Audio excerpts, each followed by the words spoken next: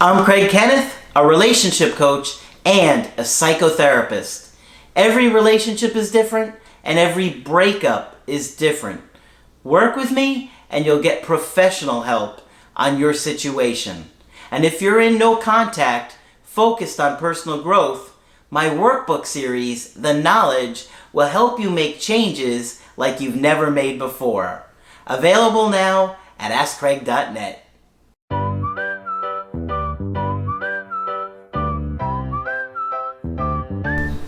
Hi there, I'm Coach Craig Kenneth. I'm Coach Margaret. And today we're going to be talking about why your ex won't come back when they know that you're waiting for them.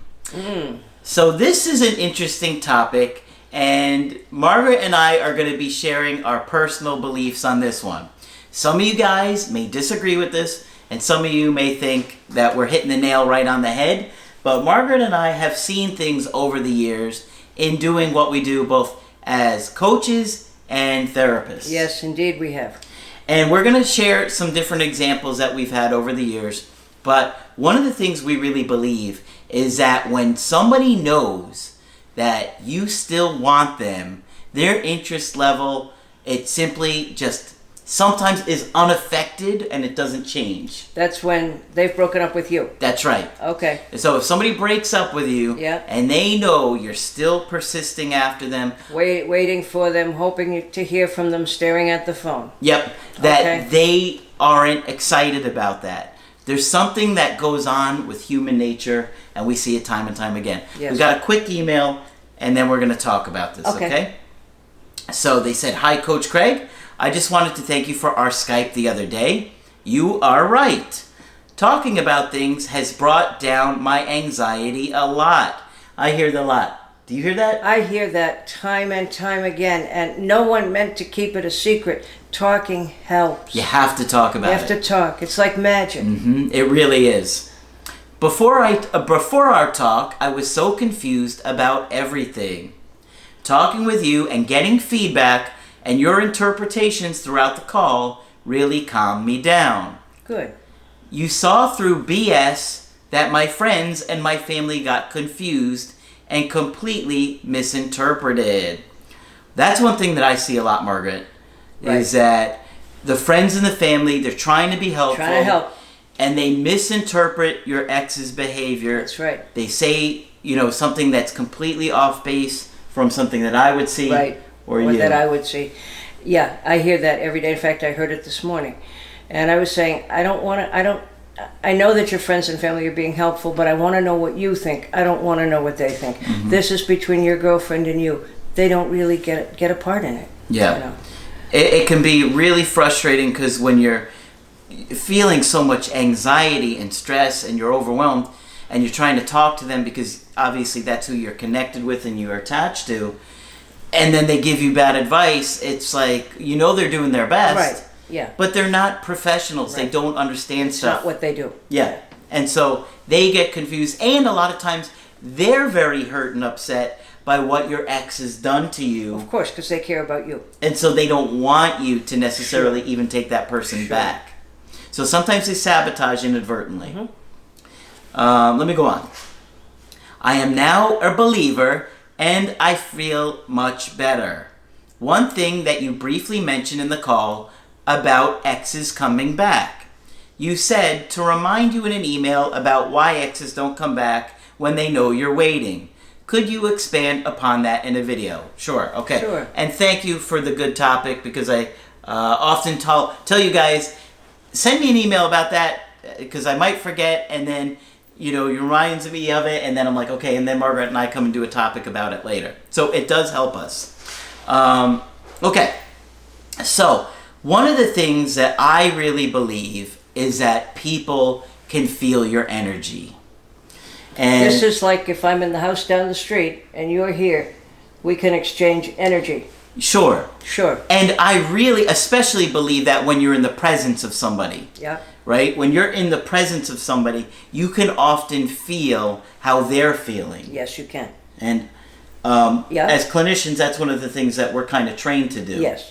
And pick up on. But I believe that happens in our connections, right? Because my personal belief is that we feel connected to somebody and we can feel disconnected from somebody, right? Yes. And there are levels of communication we don't even have words for yet. Absolutely. Right? Yeah.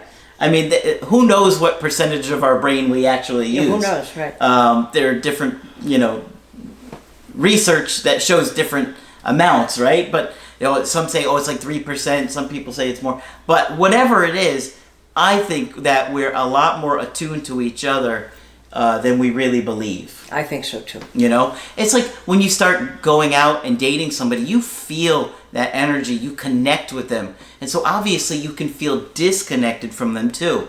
Well, I think a breakup is a grander scale of that. Right. And it works. I mean, you could just feel things. You just feel it. And so I believe that a lot of times when your ex knows they still have you, that they could pick up the phone, call you, and get you back immediately, regardless of how poorly they may have treated you, and they know they got you, they don't want you. I don't know what it is, but they can sense it. Some kind of supply and demand, and they can sense it. Okay. Mm-hmm. And so, obviously, when you're obsessing over fixing it, and what do I have to do to make things better, and that's a good thing, you need to be careful about how it, is projected outwards. Right. In other words, you better be careful. Don't tell your friends and your family or somebody that is going to be connected to that person. Because you never know. It gets back to them a lot of times. Right? There are wires out there we can't see. Yeah. And so I would rather you keep that closer to your chest than letting everybody know how you're feeling about something, especially anybody that's connected to your ex. Because a lot of times they'll feel triggered to say something. I got a vibe from Joe that said you're still interested in me. Right. Or they'll accidentally communicate something you didn't want them to. Yep. He's still crying over you. Oh no, you don't want them to know that. No. And it gets. I'm fine, thank you, is what he needs to know. Yeah. And so something happens where we get to a better place, and I really have seen it time and time again, where that is where the ex might start reaching out and, doing an indirect, direct approach, when they no longer feel that presence, that overwhelming presence that you've had to try and lock them down. Of course, and you've been in a relationship for quite some time, so they're used to having that presence there, and so that would be when they kind of start to miss you. Yeah. So no contact helps with that. Absolutely. And as we always say, it takes time for the no contact to work. It's kind of like you have to wear off and become a more distant memory. Exactly. Right. Now, obviously, a lot of you guys worry, well, if I don't talk to them, will they forget about me? No, that isn't the way that our unconscious works. No, it isn't. That's right. You don't forget people that you were attached to. If I told you to think of your girlfriend or your boyfriend from 20 years ago, most of you could do it within a split second, and you could probably hear their voice, pick up their energy, their presence, their personality, how they treated you, how they talked to you, almost immediately. I know I could do it. Yep. I could do it right now if I thought of any of my exes. Maybe we should all try it and see if it's true. Let's see how many phone calls we get. I know one day I'll hear from the Applebee's girl again. I know you will. Yeah. I agree. But we really believe, and I'll speak for myself on this one, that somehow the universe knows. Whether you believe that's God or not, that's up to you. The universe, I've called it a disturbance in the force. Right. For many years it was called a disturbance in the ether. That sort of being the magical thing that surrounds us all. Yeah. And I know people to this day who'll say it feels like a disturbance in the ether. Something's going on. There's just something, there's energy about us. Yeah. And one of the things that I was hoping you could talk about a little bit is psychic energy. Well, there certainly is such a thing as psychic energy. I mean, there are some people. I used to know somebody who had studied something called quality of presence. And if you think of all the different people you know, there are some people who walk into a room and immediately everyone looks at that person. Mm-hmm. They're high energy. Their presence is felt by everybody in the room. Yeah. And then there are, variations from there on down. So there are some people, there are charismatic people. And there are people who are less than charismatic, but who still command a real presence. And then we all know the people who almost don't seem to be there, that you don't notice them until they may or may not say something. Mm-hmm. And those are the people, I think, who often learned that it was easier to stay invisible when they were little than to make a whole lot of noise. But there's a whole spectrum between not wanting to be noticed and by sort of commanding everyone's attention. Yeah. Yeah. And the absence of you is they're going to feel an absence of you. Yeah, yes. People pick up on that. Oh, sure they do. But I will share a story of how I learned. I call it the airwave theory, as do many of my colleagues, or did we. When I worked in child welfare, we would go out and visit families, of course. And because we dealt with a transient population who was often having all kinds of problems, they would often move or have their phone shut off or get a different phone number. All kinds of crazy things would happen. So you'd go out and you'd try to find the family a couple of times, and if you couldn't, you'd look to close the case. Sure. And if you sat down at your desk and took out the closing forms and your pen, immediately the phone would ring, and you know exactly who it was. It was the family who said, "We moved in with the neighbors down the street, but oh, please don't close our case. We liked it when you came, and we knew we wouldn't be reported again that way as long as we were already seeing you." And they'd have 100 reasons why we shouldn't close the case. Mm-hmm. But it happened consistently enough, it became a joke in the office. And we would try it, and we would watch each other, and sure enough, it would be within an hour of picking up the pen that you'd get the phone call. It's so true. And these were people who, we were not clinically trained at that point. We were just doing the best we could. And obviously, we were much more important to these people than we had any idea. Yeah. And that's what they were letting us know. Exactly. Yeah. And the same thing with an ex and a breakup. Sure. Oh, yeah. You're right? Even though a lot of times your ex acts like they have no interest in getting back with you, they're never going to talk to you again, they're never going to date you again, they change their mind. And especially when they feel like they're actually losing you. Oh my God, I've lost him forever? Well, I didn't quite mean forever. Yeah. I meant a long time. Yeah. 2 weeks at least. I remember a guy I was doing a coaching with years ago. I think it was about 2 years ago. And the woman, his ex, he had been with her for like 8 years, and she said to him, "I don't want to be with you. I'm engaged to this new guy." She was engaged to this new guy after 2 months. Barely knew the guy. "I'm with him now. I'm happy, and I don't want to be with you. I don't want to hear from you anymore."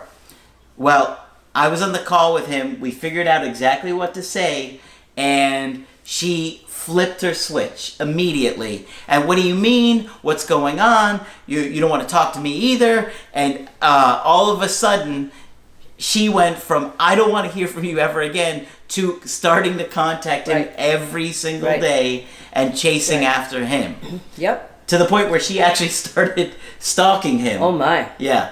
And it was just unbelievable how quickly that was able to shift. Yes. And that was a guy that I did a bunch of coaching with, and I knew his situation so well. Now he's actually doing awesome right now. Good. He's got somebody new that he's absolutely crazy about, and he turned down the ex. He didn't want her back. He wound up having have like a restraining order on her and everything. Oh my. Yeah. Oh yeah, but she had completely said, "Don't want anything to do with you. Don't want anything to do with you until I can't." That's right. Then I want you. Yes. Yeah. When she thought he wanted her, was waiting for her, and he was, this man was, he would cry on the phone with me, bawling, and it was just horrible to see him go through this. We were probably doing 3 or 4 Skypes a week back then, and instantly, because the energy changed and it shifted, the whole situation just turned around. Wow.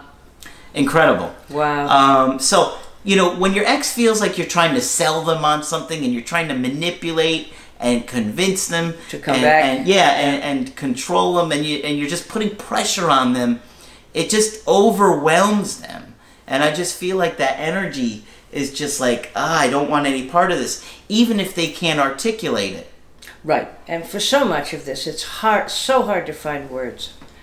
Yeah. Yeah. But, you know, you've heard the saying, people don't know what they've got until it's gone. Then you know.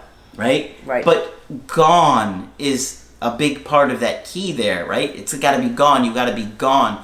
And that is why we teach you guys, don't reach out to your ex. You know, go into no contact. And then, you know, work on things and come up with a plan from there.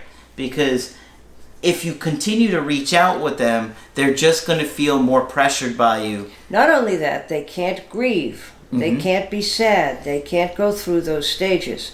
So there's no point of view from which no contact doesn't work. It works for everything.